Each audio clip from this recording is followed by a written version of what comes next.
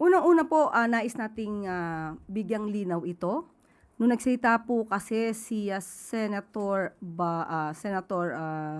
Jinggoy Estrada, sinabi niya na siya ay magvo-voluntary surrender.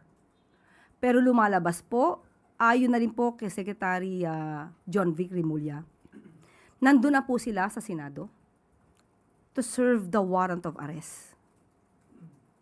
So mag-aaresto na po sila at humingi na lamang po ng pagkakataon itong si Senator Jinggoy na kung siya ay maaari pang magbigay ng statement. So in other words, nauna po ang pagsisilbi ng warrant of arrest bago sa kanyang press con ni Senator Jinggoy Estrada.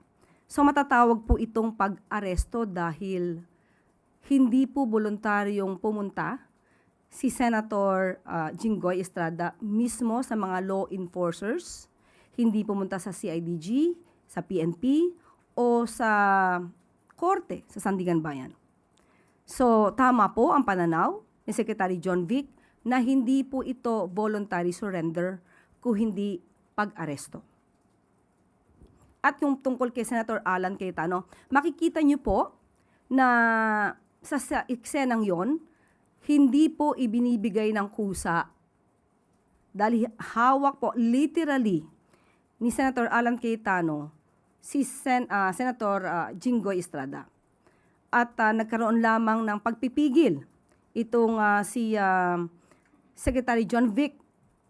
Pinigilan niya na makalabas si Senator Jinggoy Estrada. In other words, wala pa sa kustodiya nila na matatawag itong si Senator Jinggoy habang nakikipagtalo si Senator Alan Cayetano. So, yung voluntariness was negated sa mga ganong akto.